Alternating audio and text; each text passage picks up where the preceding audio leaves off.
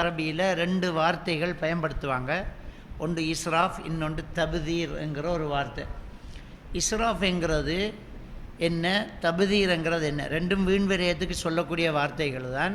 குர்ஆனில் அல்லாஹ் தஆலா தப்தீர்ங்கிற அந்த வார்த்தையையும் பயன்படுத்துவான், இஸ்ராஃப் என்கிற அந்த வார்த்தையையும் பயன்படுத்துவான். உதாரணமாக சூரா அல் இஸ்ரா, பனு இஸ்ராயில் என்ற ஒரு பேரும் இந்த சூறாவுக்கு இருக்கிறது. 17வது அத்தியாயம். இந்த அத்தியாயத்தில் அல்லாஹ் தஆலா 26வது வசனத்தில் தப்தீர்ங்கிற வார்த்தையை அல்லாஹ் தஆலா சொல்லி காட்டுறான். என்ன சொல்கிறான் என்று சொன்னால், வஆத்தீதல் குர்பா ஹக்கஹு, உறவினர்களுக்கு அவர்களுடைய பங்கை கொடுத்து விடுங்கள். ஒல் மிஸ்கீன வபன சபீல், இன்னும் கஷ்டப்படக்கூடிய ஏழையர்களுக்கும் வபன சபீல் வழிபோக்கர்களுக்கும் அவர்களுக்குரிய ஹக்கை தர்மத்தை நீங்கள் கொடுத்து விடுங்கள். வலா துபத்திர் தப்தீரா, இன்னும் நீங்கள் வீண் விரயமும் செய்ய வேண்டாம் அப்படிங்கிறான். இந்த தப்தீர் அப்படிங்கிறது இந்த இடத்துல பயன்படுத்தப்படுது. மற்ற வசனங்களையெல்லாம் இஸ்ராஃப் என்கிற அந்த வசனம் தான் என்ன செய்யப்படுது, பயன்படுத்தப்படுது. இந்த தப்தீருக்கும் இஸ்ராஃபுக்கும் என்ன வித்தியாசம், இமாம் ஷாஃபி ரஹ்மத்துல்லாஹி அலைஹி அவங்க சொல்லி காட்டுறாங்க. நமக்கு தேவையான விஷயங்களை, அத்தியாவசியமாக நம்ம பாவிக்கக்கூடிய விஷயங்களை அளவுக்கு மேலே செய்யும்போது அது இஸ்ராஃப்.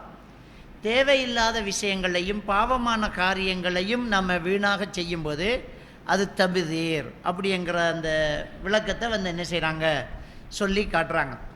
அல்லாஹ்வுக்கு சுப்ஹானஹு வ தஆலா சூரத்துல் அஅராஃபில் 31வது வசனத்தில் சொல்லி காட்டுறான், யா பனி ஆதம் ஹுது ஜீனத்தக்கும் இந்த குல்லி மஸ்ஜித், ஆதமுடைய மக்களே உங்களுடைய அலங்காரங்களை எல்லா பள்ளிகளிலும் எடுத்துக்கொள்ளுங்கள் அப்படிங்கிறான். அதாவது இதில் ஏன் இந்த வசனங்கள் வந்ததுன்றால், ஆரம்ப காலத்தில் கஅபத்துல்லாவை தவாப் செய்யும்போது நிர்வாணமாக தவாப் செய்வாங்க. நிர்வாணமாக தவாப் செய்யும்போது ஆண்கள் பகல்லையும் பெண்கள் இரவுலையும் செய்வாங்க.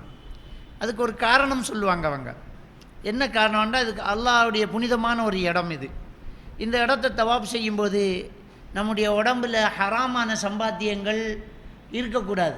நம்ம உடுத்துக்கிற உடுப்பில் ஹராம்கள் கலந்திருக்கலாம் இல்லையா, அப்படின்ற ஒரு மூடத்தனமான ஒரு சிந்தனையால் நிறுவனமாகவே செய்ய தொடங்கிட்டாங்க. பெருமானா ஸல்லல்லாஹு அலைஹி வஸல்லம் அவர்களுடைய வருகைக்கு பிறகு அப்படி இல்லை, தன்னை அலங்கரித்து நல்லா உடுத்துக்கிட்டு அவுரத்தை மறைச்சிக்கிட்டு நீங்கள் என்ன செய்யணும், தவாப் செய்யணும், பள்ளிவாசல்களை நீங்கள் நல்லா உடுத்துக்கு போகணும் அப்படிங்கிற ஒரு விஷயத்தை அந்த வசனம் சொல்லுது. ஹுது ஜீனத்தக்கும் இந்த குல்லி மஸ்ஜித், எல்லா பள்ளியிலையும் உங்களுடைய அலங்காரங்களை எடுத்துக்கொள்ளுங்கள் தான். நல்ல அழகாக உடுத்துக்கிட்டு என்ன செய்யுங்க, இருக்கிறத கொண்டு உடுத்துக்கிட்டு என்ன செய்யுங்க, தொழுங்கிறாங்க.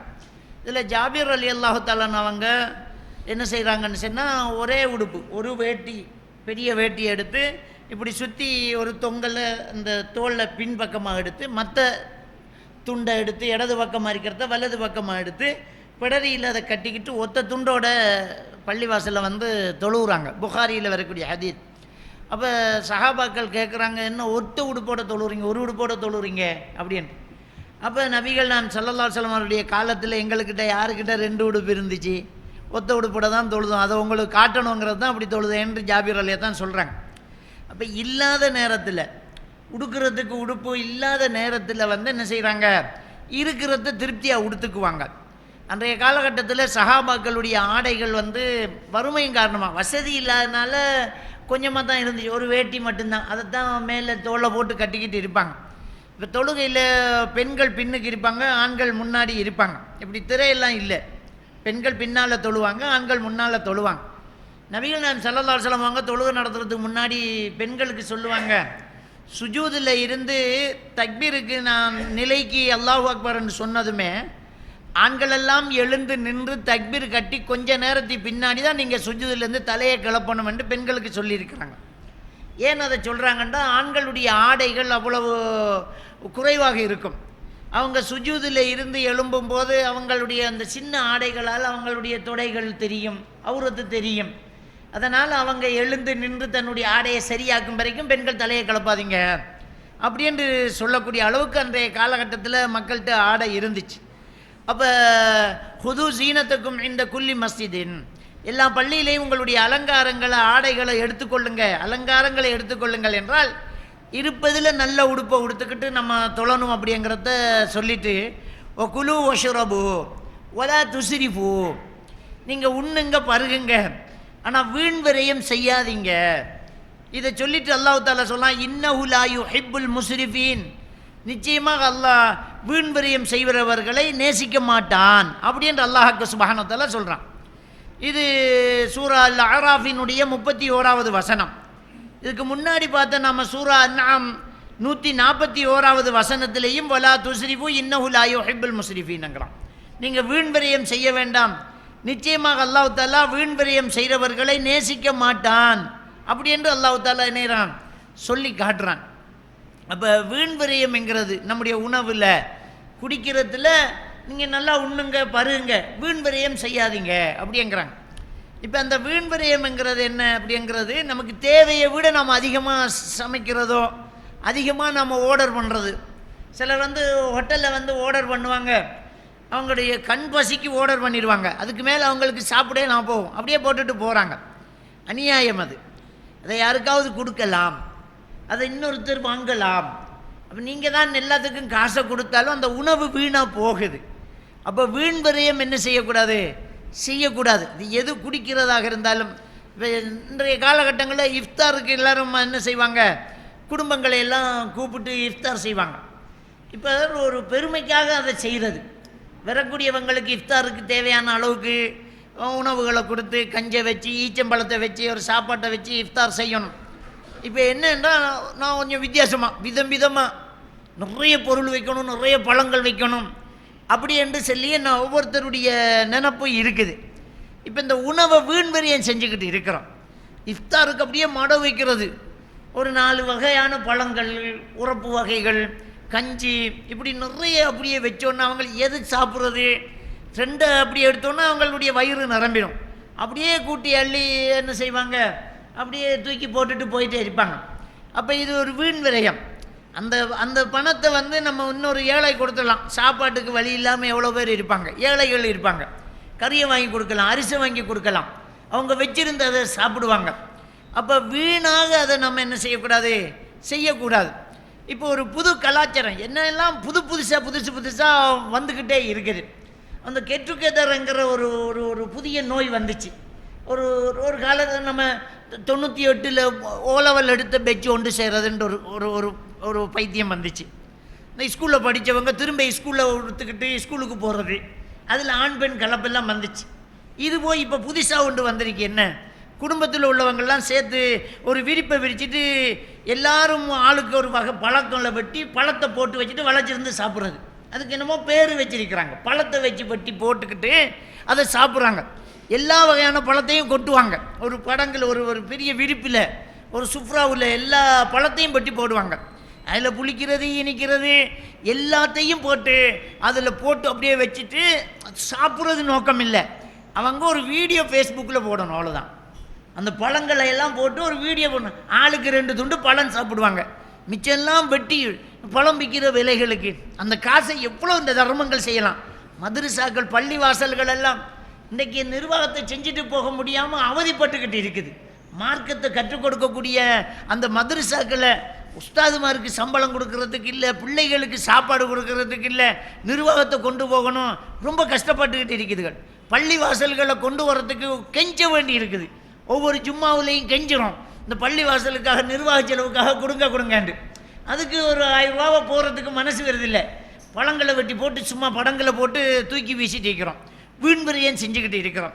அப்போ இப்படியான இந்த வீண் விரயங்களை செய்யக்கூடாது. அது ரொம்ப கவனிக்க வேண்டிய ஒரு விடயமாக இருக்குது. அது அடுத்ததுதான் சூரா அல் இஸ்ராவினுடைய வசனம். இந்த வசனம் 26வது வசனத்தில் அல்லாஹ் தஆலா வஆத்திதல் குர்பா, குடும்பத்தின நெருக்கமான குடும்ப உறுப்பினர்களுக்கு என்ன செய்யுங்க, அவங்களுக்கு கொடுங்க. ஹக்கஹு, அவங்களுடைய ஹக்குகளை என்ன செய்யுங்க, கொடுங்க. நம்மகிட்ட இருக்கிற வசதியில் நம்ம குடும்பத்தில் உள்ளவங்களுக்கு நெருக்கமானவங்களுக்கு கொடுக்கறத கொடுங்க. ஒல் மிஸ்கீன வபன சபீல், ஏழை எளியவர்களுக்கும் வழிப்போக்கர்களுக்கும் கொடுங்க. இந்த வழிப்போக்கருங்கிறது என்ன அப்படின்னு சொன்னால், அந்த இன்றைய காலகட்டத்தில் எல்லாம் வழிபோக அந்த பிரயாணத்தில் வந்து ஒரு ஊருக்குள்ளே வந்து இறங்குறாங்கன்னு சொன்னால் அவங்க அதுக்குரிய ரெடியாக வருவாங்க. நிறைய ஊரில் எல்லாம் ஹோட்டல் இருக்கும், அவங்களுக்கு வந்து அந்த வழி இருக்குது, காசு இருக்குது. இப்போ நம்ம இந்த யாசகம் கேட்கக்கூடியவங்களை பார்த்தா பஸ்ஸுக்கு காசு தேவைன்னு யாசகம் கேட்குற ஒரு ட்ரிக்ஸை பயன்படுத்துகிறாங்க. ஊருக்கு வந்தோம், காசு போச்சு, ஃபேஸ் போய்த்து ஏதாவது இருந்தால் கொடுங்களேன், பஸ்ஸுக்கு போகிற அளவுக்கு, நான் யாழ்ப்பாணம் போகிற அளவுக்கு கொஞ்சம் கொடுத்தா போதும் அப்படின்னு கேட்கக்கூடியது இருக்குது. ஏன்னா அந்த காலத்தில் அப்படி இருந்துச்சு. வழிபோக்கர்கள் வந்து அவங்களுடைய பணங்கள் வந்து என்ன செய்யும், கொள்ளையடிக்கப்பட்டுரும். அப்படியானவர்களுக்கு ஜக்காத்திலேயே கொடுக்கறதுக்கு அனுமதி இருக்குது. பிரயாணத்தில் வந்து ஒன்றுக்கும் வழி இல்லாமல் நின்றவங்களுக்கு ஜக்காத்தில், ஏன்னா அவங்களுக்கு தொலை தொடர்புகள் ஏற்படுத்தக்கூடிய வாய்ப்பு அந்த காலத்தில் இல்லை. ஊருக்கு அறிவிச்சு இப்படி திக்குமுடான்னா எல்லாம் போய்த்து எனக்கு ஏதாவது செய்யுங்கன்ற அந்த வாய்ப்பு இல்லை. அப்போ அவர் வசதியானவராக இருந்தாலும் அவருடைய நிலை அப்படியான ஒரு நிலைங்கிறதுனால ஜக்காத்தை கூட கொடுக்கலாம். அப்போ தர்மத்திலையும் அந்த வழிபோக்கர்களுக்கு கொடுக்கறது இருந்துச்சு. ஆனால் இன்றைய காலகட்டத்தில் எல்லாமே ஃபோனில் வந்து பே பண்ணிவிட்டு பஸ்ஸுக்கு கூட ஃபோனில் அனுப்பிட்டு போகக்கூடிய அளவுக்கு இருக்குது. அப்போ இன்றைக்கி அப்படியான ஒரு தேவை குறைவாகத்தான் இருக்குது. அப்படி வந்தால் கூட ஃபோன் பண்ணி மச்சான் என்னுடைய அக்கௌண்ட்டு கொஞ்சம் ரீலோட் ஒன்று போட்டுடு, எனக்கு இது ஒரு அக்கௌண்ட்டு கொஞ்சம் போட்டுடு, நான் நிற்கிற இடத்துல காட்டிற்கு எடுத்துடுறேன் அப்படின்ட்டு ATM card, ATM machine, phone இல்லை, இப்படி எல்லாம் இருக்குது.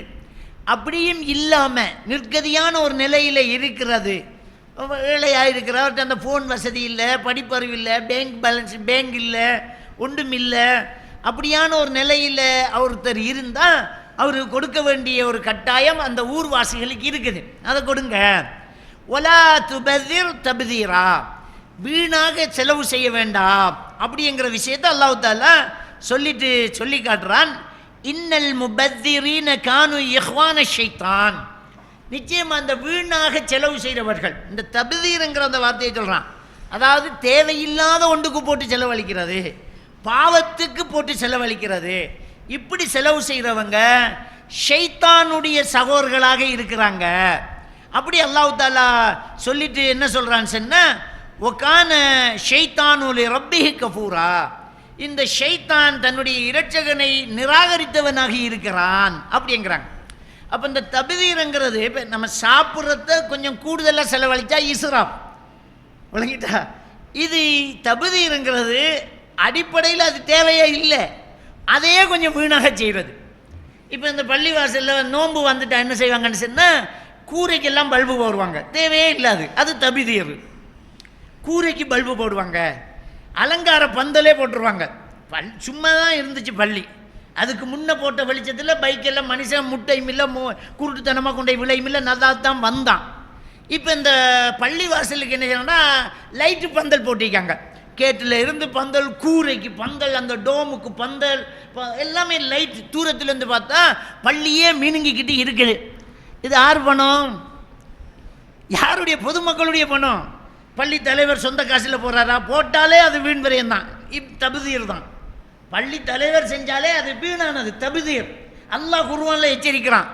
எந்த குர்ஆனை பள்ளி வாசலில் மக்களுக்கு எடுத்து விளங்கப்படுத்தணும் என்று நாம் வச்சிருக்கிறோமோ அந்த குர்ஆனில் பள்ளி வாசலில் செய்ய வேண்டியதை செய்யாமல் அந்த குர்ஆனுக்கு மாற்றமாக பள்ளி அலங்கரிச்சிட்டு இருக்கிறாங்க.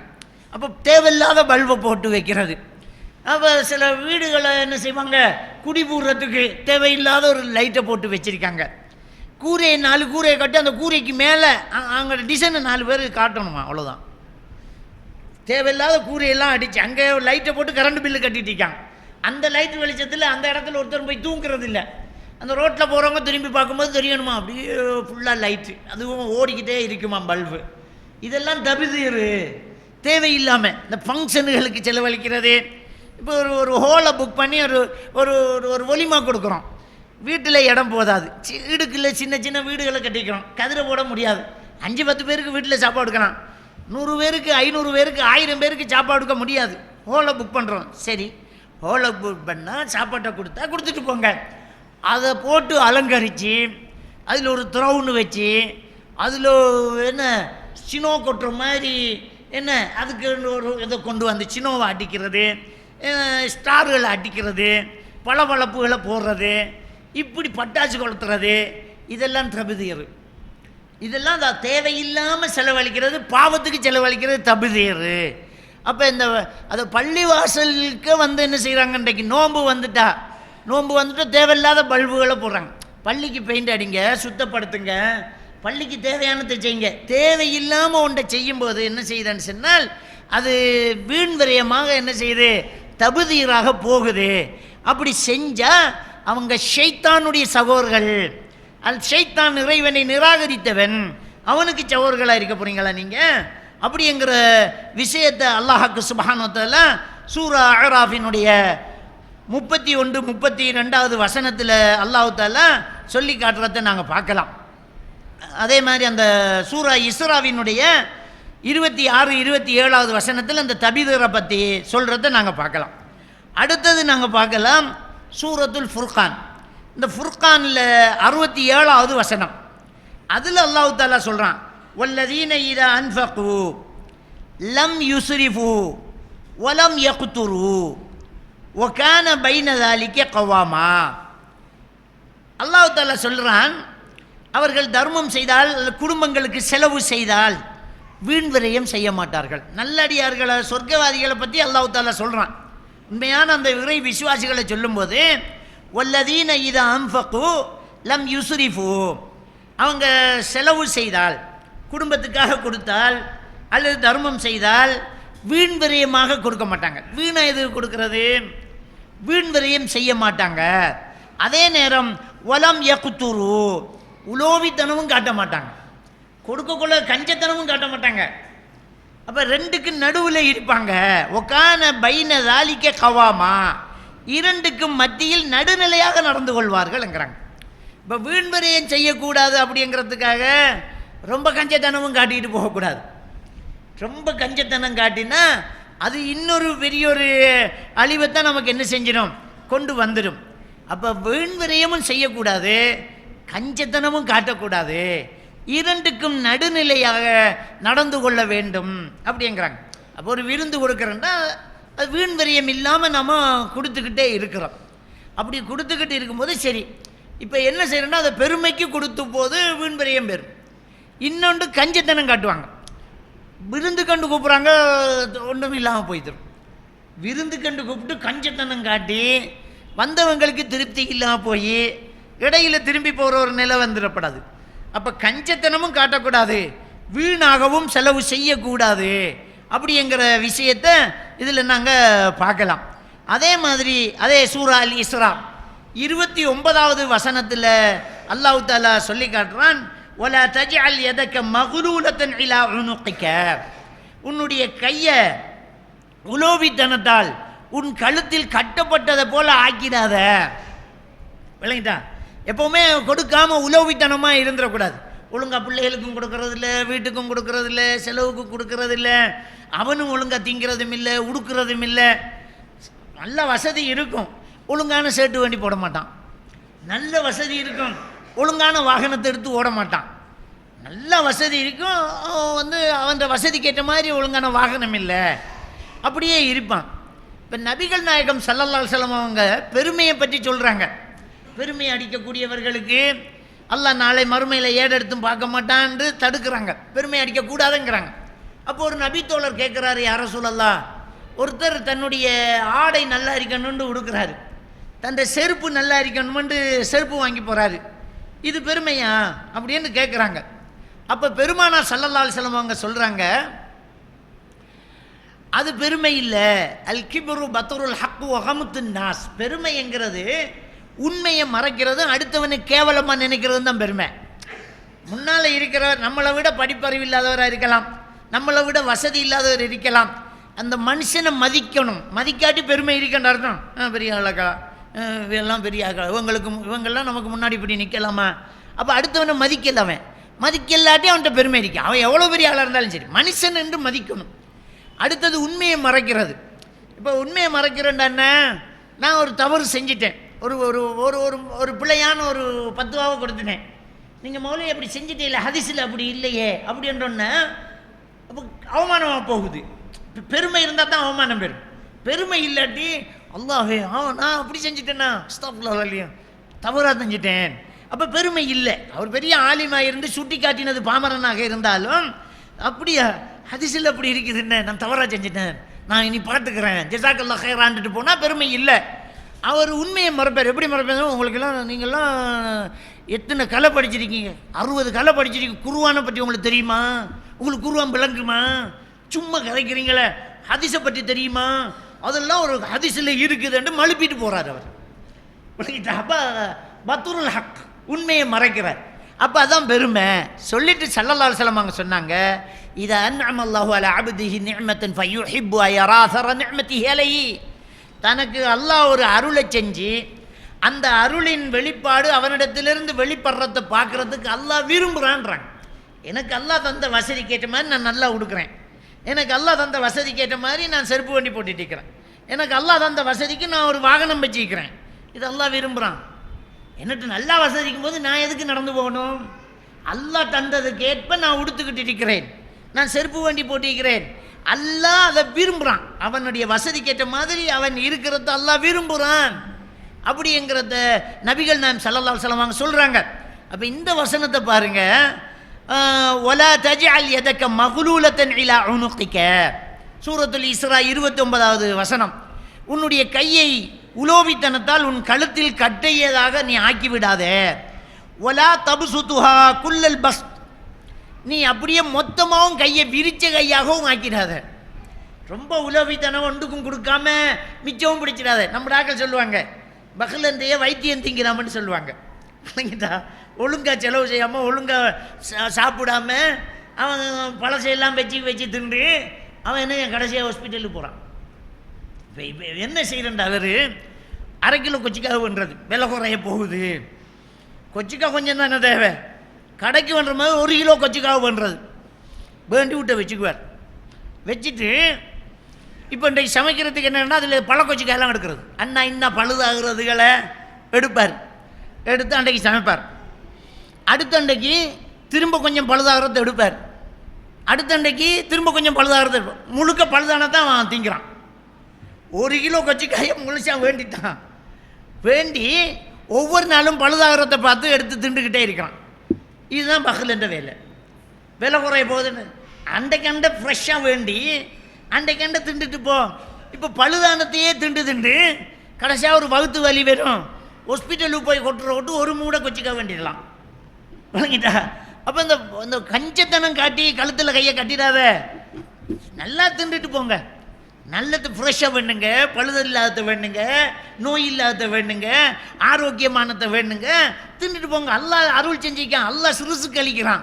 இப்போ கஞ்சத்தனம் காட்டி இருக்கிறதுல ஆக விலை உரையத்தையும் கொஞ்சம் அரை பழுசுகளை அரை விலைக்கு விற்பான், அரை பழசுகள் கொஞ்சம் அரைவாசியை வெட்டி கழிக்கிற வெங்காயத்தை அது ஒரு மார்க்கெட் இருக்குது, அதில் போய் வேண்டுறது பழுதான உருளைக்கிழங்கு அதை பாதி விலைக்கு தரன்றான், அதை வேண்டிக்கிட்டு வருவார் இவர்.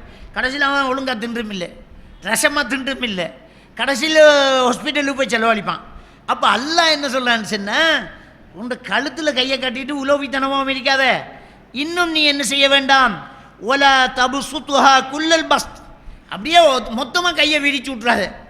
அதுக்காக ரொம்ப ஓவராக கொண்டு போய் போகிறது. உதாரணமாக சாதாரணமான கடையில் அதே கரெக்டு ஒரு விலைக்கு இருக்கும், விளங்கிட்டா? அதை ஏசி போட்டு ஒரு மார்க்கெட் வச்சுருப்பான், ஏசி எல்லாம் போட்டு அதில் அதே கரெக்டு அன்றைக்கு வந்த கரெக்டு தான், அதுக்குள்ளே அந்த தொலியை தள்ளிக்கிட்டு போய் அதை பொலித்தீனில் பெக் பண்ணி அது இங்கிலீஷில் கதைச்சி வேண்டினா டபுள் விலை. இவருக்கு இந்த மார்க்கெட்டில் இறங்காது. ஒரு சிலருக்கு வந்து அதே துணி தான், இதே துணி தான் யார் 5 யார் 1000 ரூபான்னு விற்பான், அதில் எல்லாம் தரம் குறைவு. அதே துணியை கொண்டு போய் 3 யார் 1000 ரூபாய்க்கு வேண்டிக்கிட்டு போய் நாங்கள் குவாலிட்டியில் எல்லா குவாலிட்டியும் ஒன்று தான். அவன் ஏசி, வேலையிலான சம்பளம், அந்த லேபர் சார்ஜி, இது எல்லாத்துக்கும் சேர்த்து விலை வச்சுருப்பான். இவன் பேமெண்ட்டில் போட்டு அடிச்சுட்டு போயிட்டே இருப்பான். அப்போ இப்படி என்ன இல்லை, தேவையில்லாமல் போட்டு செலவழிக்கிறதும் கூடாது. நல்லா தெரியுது ரெண்டும் ஒன்று தான், இது ரெண்டும் ஒன்றுனா வேண்டிட்டு போக வேண்டியதானே. அது அதில் எல்லாம் போய் நாங்கள் பண்ணுறதா, எங்களுடைய மதிப்பு என்ன, எங்களோட அந்தஸ்து என்ன, நாங்கள் அங்கே வேண்ட மாட்டோம், நாங்கள் ஸ்பெஷலாக இங்கே தான் வேண்டுவோம், ஆன்லைனில் தான் நாங்கள் ஆர்டர் பண்ணி எடுப்போம். கொஞ்சம் பேர் ஆன்லைனில் தான் ஆர்டர் பண்ணி எடுப்போம், நேரடியாக போய் வேண்ட மாட்டோம். அது வீட்டுக்கே வந்து அப்படியே கொரியலில் வந்து இறங்கும். இப்படி வீணாக போட்டு ஒரே அடியாக நீ என்ன செய்ய வேண்டாம், செலவழிக்கையும் வேண்டாம் அப்படி என்று சொல்லி அல்லாஹ்வுக்கு சுப்ஹானஹு வ தஆலா சொல்லிட்டு சொல்கிறான், ஃபதக்உத மலூமன் மஹ்சூரா. அந்த வீண் விரையை நீ செஞ்சிட்டேன்னு சொன்னால் நீ நிந்திக்கப்பட்டவராக துக்கப்பட்டவராக ஆகிவிடுவாய் அப்படின்னு அல்லாஹ் தஆலா என்ன சொல்லி காட்டுறான். எனவே வீண் விரயம் செய்யக்கூடாது, கஞ்சத்தனமும் காட்டக்கூடாது, நடுநிலையை பேணணும். இந்த நோம்பில் கூடுதலாக இந்த சஹரு, இஃப்தார் ஃபங்க்ஷன், இந்த நிகழ்ச்சிகளில் கூடுதலாக வீண் விரயம் செய்கிறவங்க இருப்பாங்க. அப்படி வீண் விரயம் செய்யாமல் நாங்கள் பேணுதலாக இருக்கணும், தர்மங்கள் செய்யணும். அந்த வீணாக போகிறத யாருக்காவது பிரயோசனப்படுற அளவுக்கு கொடுக்கணும். எல்லாம் வல்ல அல்லாஹ்வுக்கு சுப்ஹானஹு வ தஆலா நம் மனைவியரை ஈமானோடு வாழ வைத்து ஈமானோடு மரணிக்க செய்வானாக. வாஹிர் தஅவானா அல்ஹம்துலில்லாஹி ரப்பில் ஆலமீன்.